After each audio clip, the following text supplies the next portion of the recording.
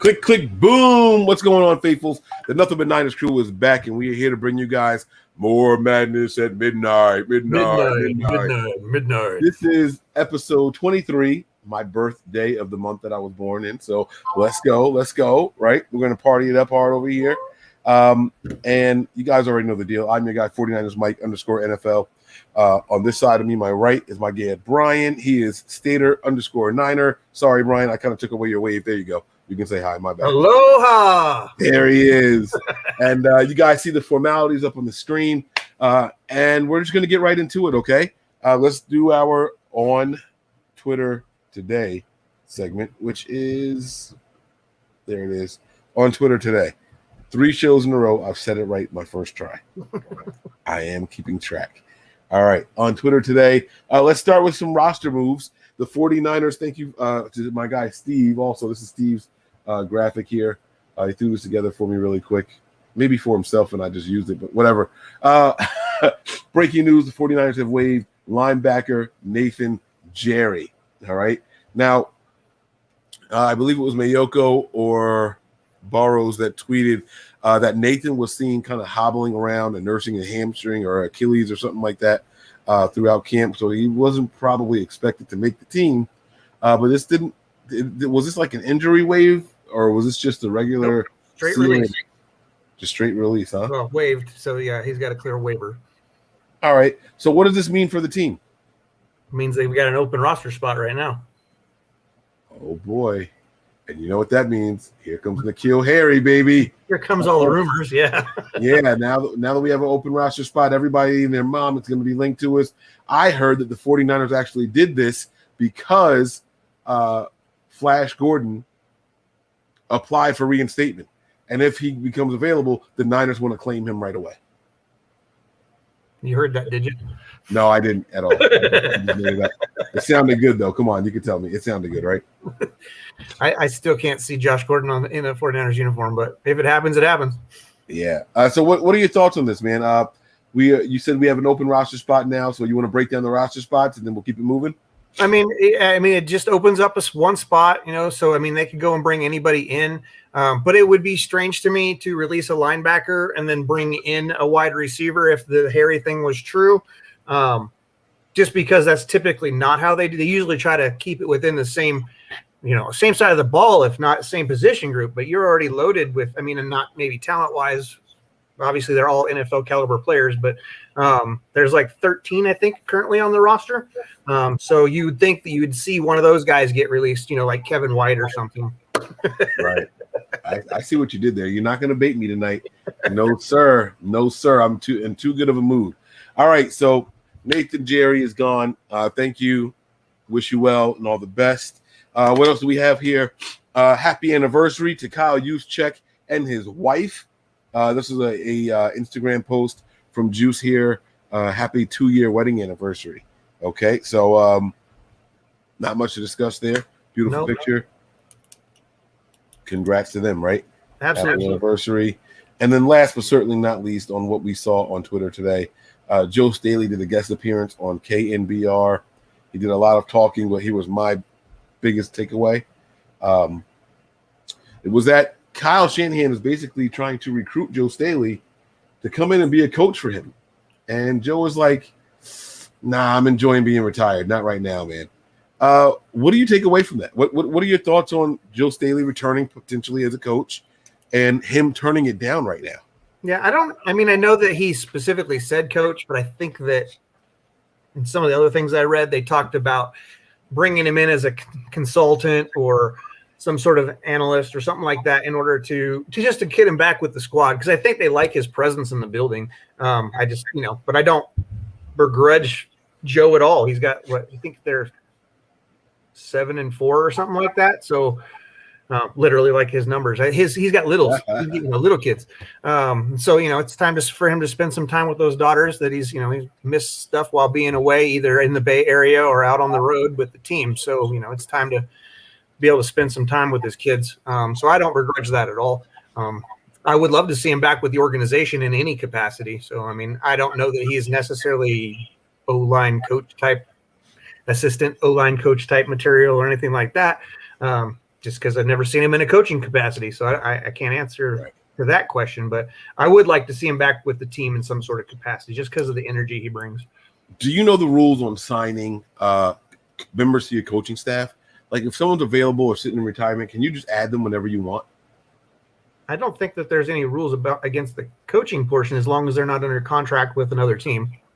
So let's say the Niners make a Super Bowl run this year, and Kyle says, "Yo, Joe, I really wanted to get you a Super Bowl. Sorry, we couldn't do it while you were playing, but we're here. We think we're going to win. Will you come on and sign as a coach, an honorary coach, whatever it is?" And it gets a ring. Do you think that's something that's a possibility? I wouldn't put it past them, but I don't know that Joe would do it because I think Joe's the kind of guy that if he wasn't there all season to make that run, he's not going to come in at the last minute and be part of the Super Bowl. You know, I don't see that as part of Joe's character.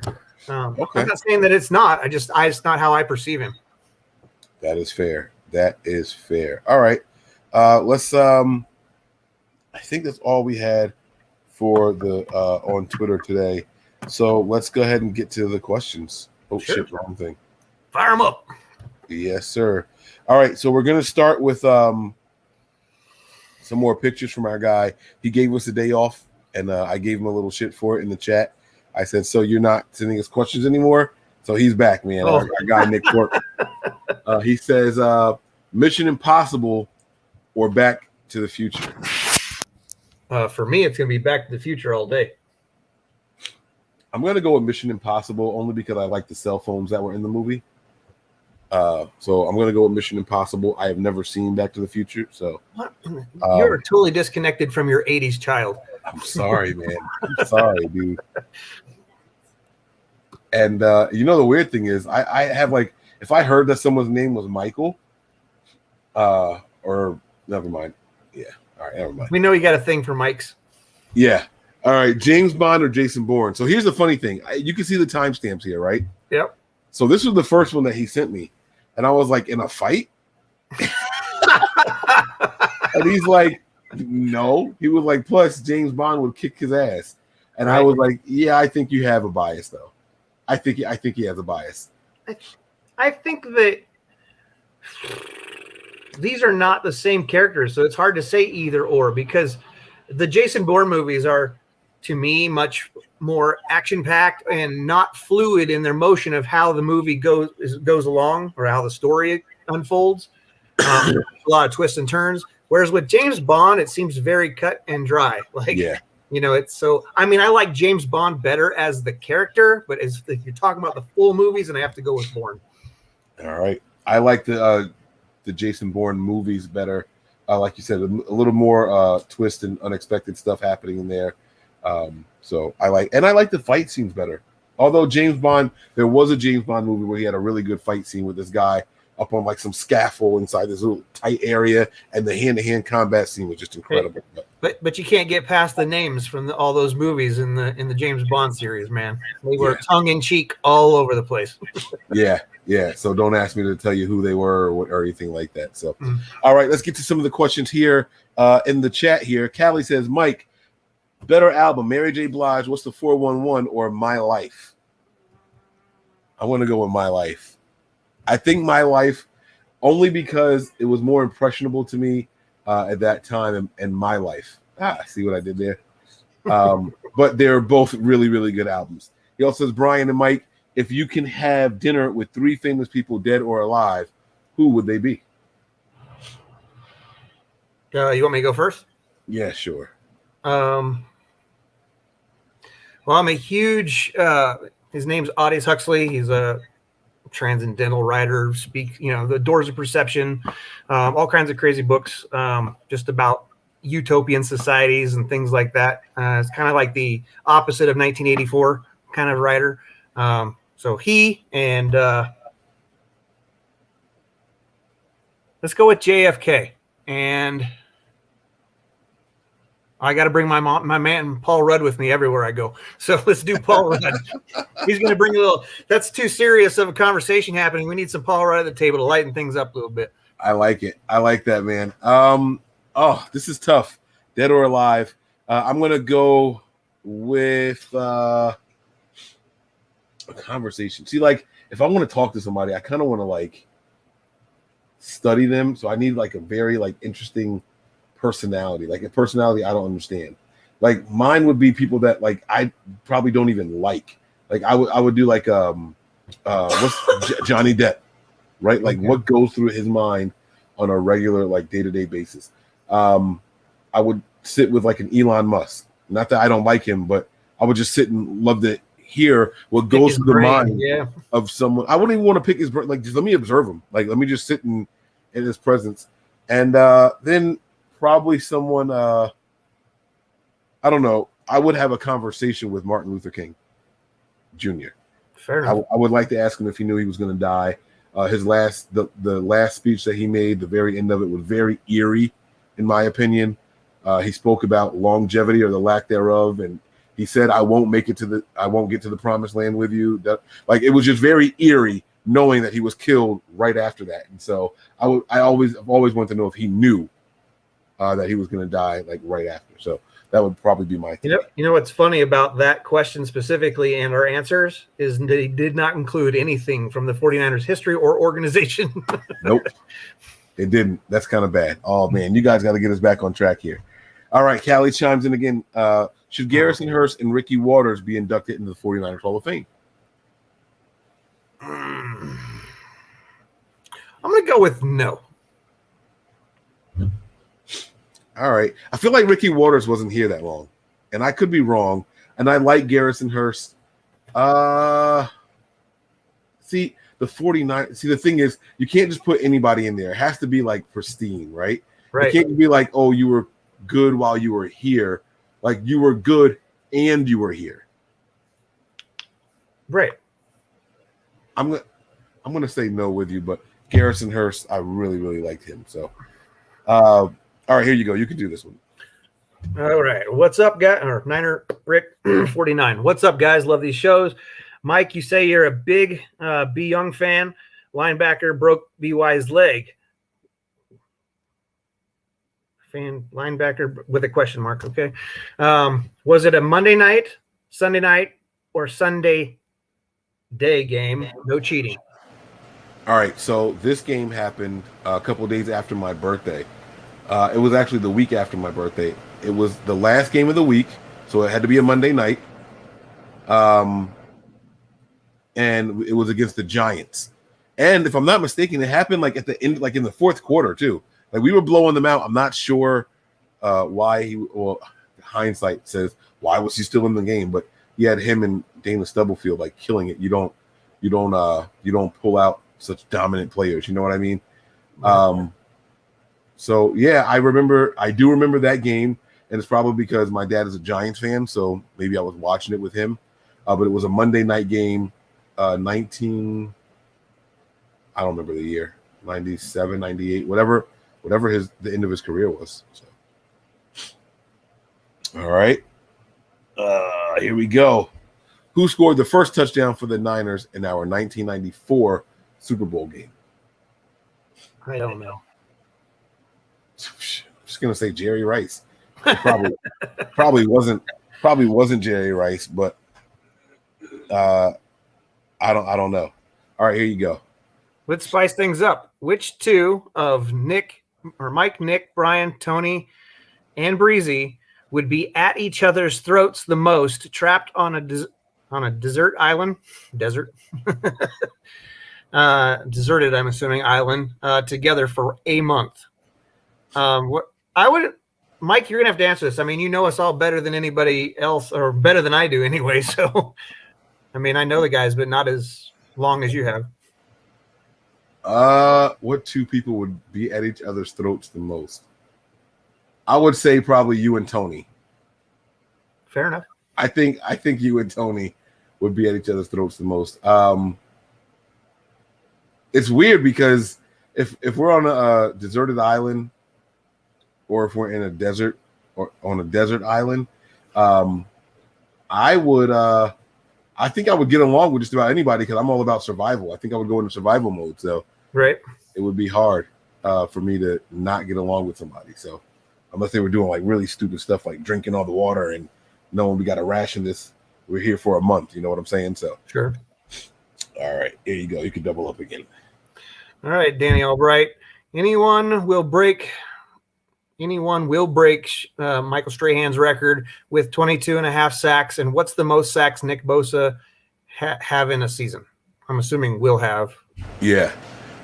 So I think that it's possible that his record gets broken, especially now that we went to 17 games.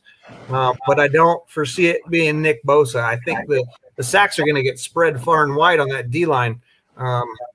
Just pressure coming from all over the place. But I will say that sometime during Nick's career, he'll probably get like 17 in a year. That's not bad. I like that. Yeah, I don't think Nick Bosa will ever touch that record. And I'm not even sure if that's the real record. That might be the record, like once they started keeping track of it. Because what's my guy's name from Buffalo? Smith? I think it's Smith. He was really, really good. And I don't think they were officially keeping track of sacks back then. Anyhow, that it's 17 games. You do 2 sacks a game, and that's 34. I have to say, yeah, I think it'll happen. But we've had 20 and a half recently, so I think so. I think it'll happen. And most sacks I think Nick Bosa will get in a season, put me at 15 and a half. I think it's a high number. Yeah. Oh, boy, here we go. Jay Malone, have you guys tried a banh mi sandwich before? They're effing delicious. What about shawarmas? Do we need to draft a center next year in the draft?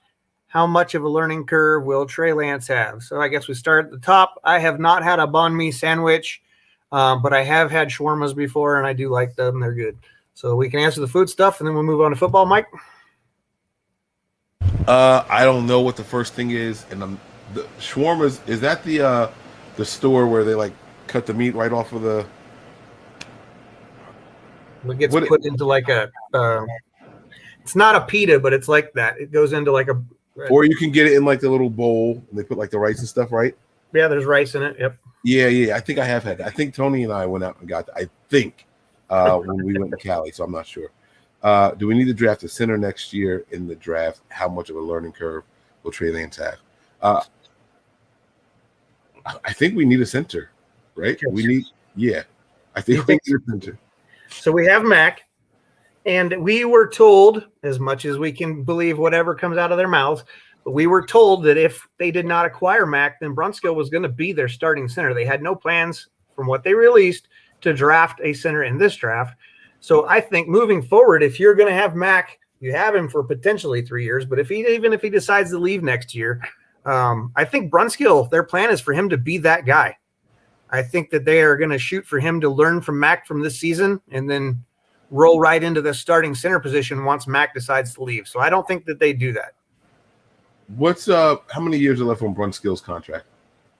Hold on. Sorry, I don't know that. But if it's less than 2, then I don't believe he is the guy going forward. Well, I think that they can get him to stay for cheap. So, but oh yeah, for sure they could. So, this is it. 2021, he'll be a free agent, but he's like not exclusive, right? He should be restricted. I'll have to look that up. Okay, no, it's all good. So I'm gonna say, yeah, we still need to draft one. I do think we still need to draft one. How much of a learning curve will Trey have? I don't quite understand these questions. Do we think he's going to struggle and they're going to be lenient with him? Is that what they mean by learning curve?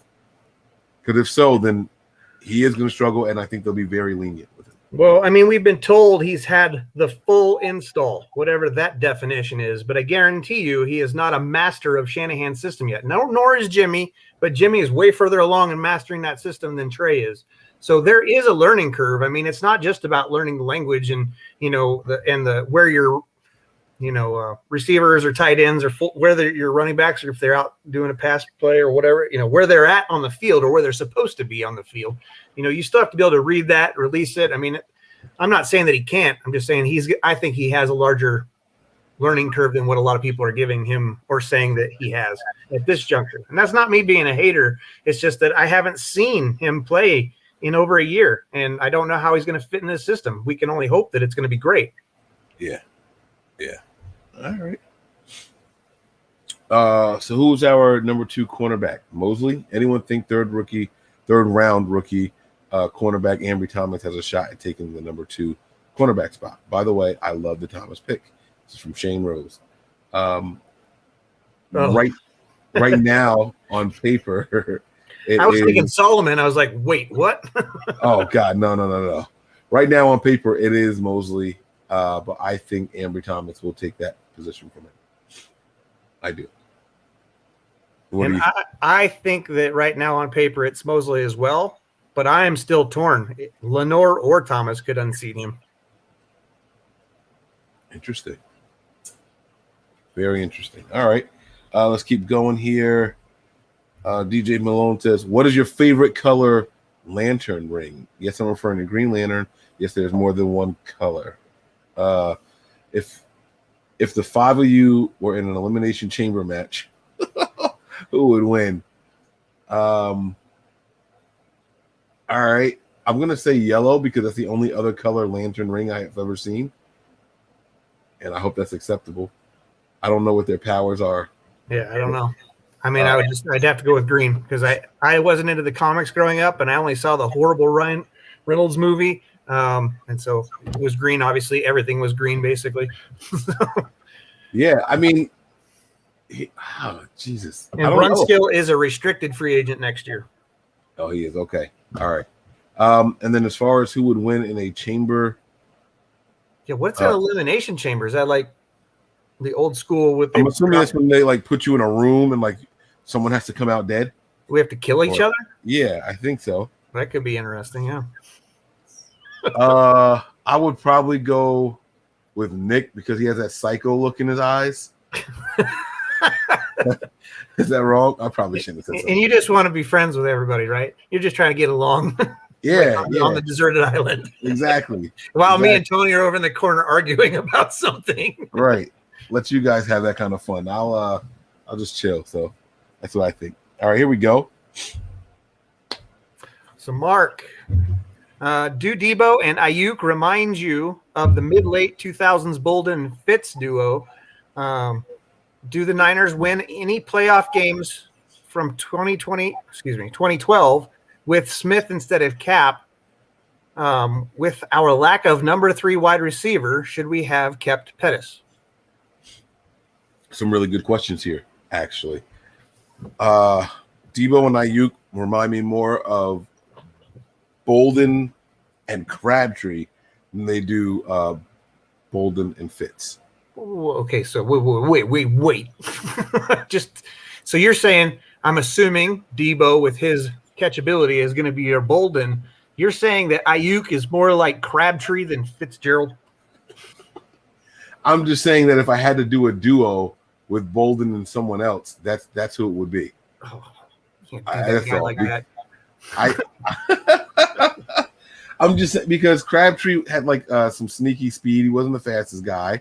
Good hands. Yeah, so a lot of mouth. Yeah, of course, that's personality, but I'm talking about production on the field. Yeah, I guess I intertwine those two sometimes. I just like. No, I get it. But what do you think? They remind Fitz has been the continuous professional his entire career, and I just assume that that's what I kind of see in Ayuk is something similar to that. I won't say he put up the same type of numbers or whatever, but hopefully he has the longevity that Fitz has. Yeah, hell yeah. And then the other question is, do we win any playoff games with Smith instead of Cap? Well, let's see. 2012 was the Super Bowl run. So we went to Green Bay in 2012. That was the one where Cap ran all over them. So no, we don't win that game with Alex. We needed Alex. We needed Collins' legs that game. Who did we play after that? Well, that was the Falcons after that. 2012, we played the Falcons in the NFC Championship game. Excuse me. And I think we can win that one. Actually, that game, I was getting a little frustrated with Cap in the first half. So, yes, I do think we win that game. And then... But we wouldn't have made it to that game if we didn't beat Packers, so... Right. Yeah, well, I mean, I don't know if it's like, one or the other or all or nothing, but just looking at the games. And then I also think that, I can't believe I'm about to say this. I also think we win the Super Bowl if Alex Smith was the starting quarterback. I don't think we would have fallen behind in that hole. I think it would have been more of a control of the clock ground. Although I will say we played the Ravens that Thanksgiving and it didn't go well, but the weather was a little different and all that. But I do think that we would have had a better chance if we had done it, Alex Smith then. Okay. So with our lack of number 3, should we have kept Pettis? No. Yeah, no.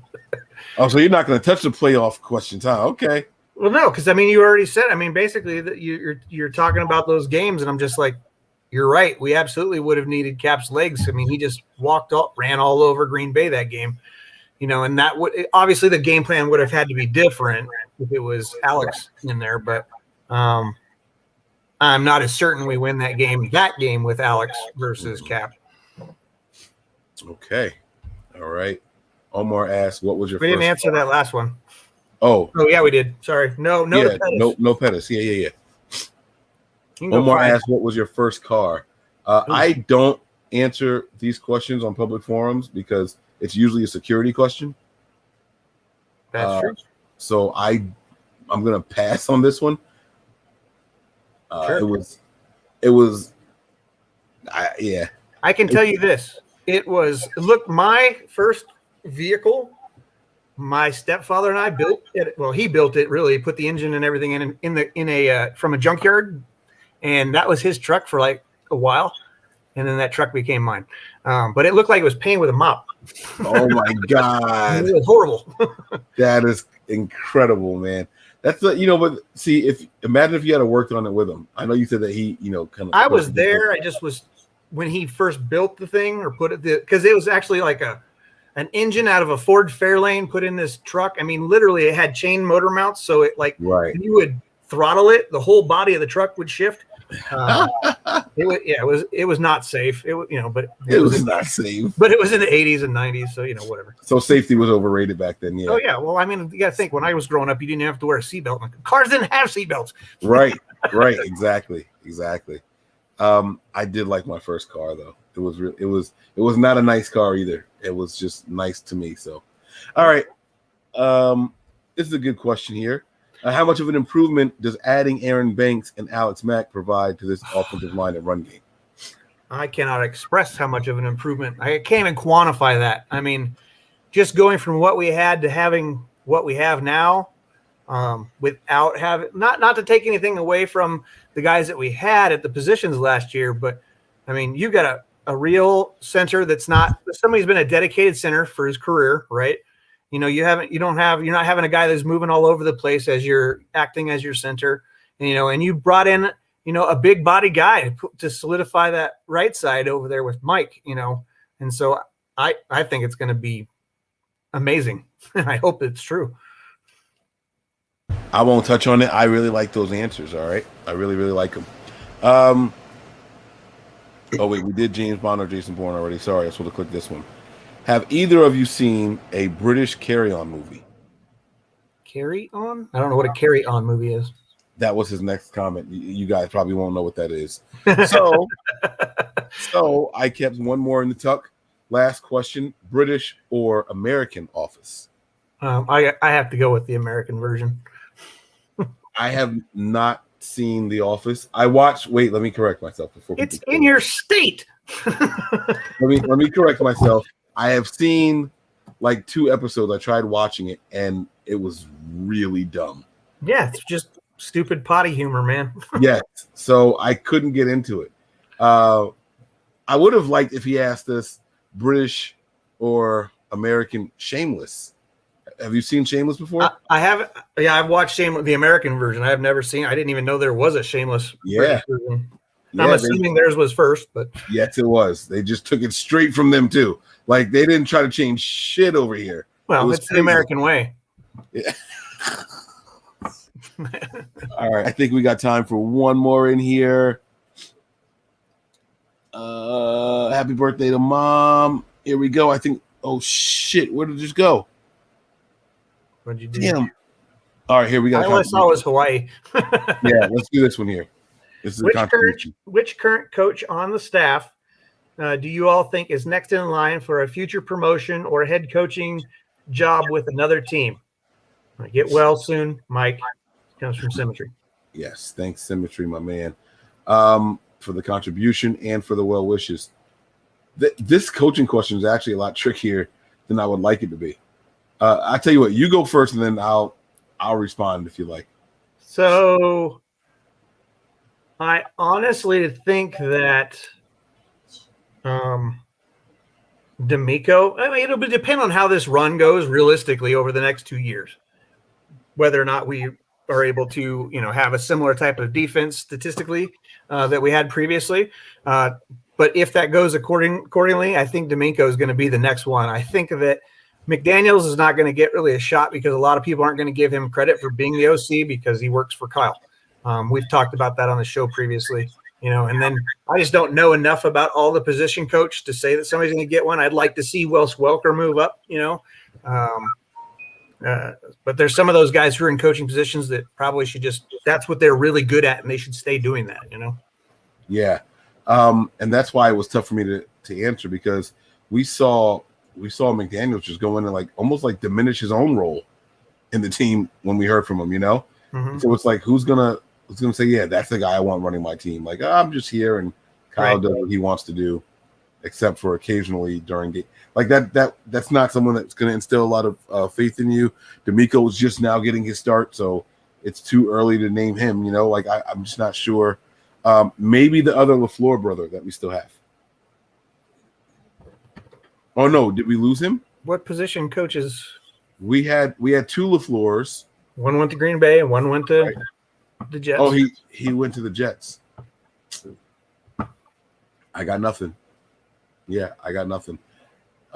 Maybe D'Amico though. So I guess if we had to just eventually someone's going to get hired, maybe D'Amico. And I remember Robert Saleh saying one day I'll be playing or coaching for this guy. So that's high praise from someone who just got a head coaching gig. So yeah, but it's with the Jets. How long is that going to last? Yeah, that's true. That's probably why he'll be coaching for him soon. That's what back on the staff here. All right, all right, guys, that's gonna do it. We're out of here, guys. Mahalo.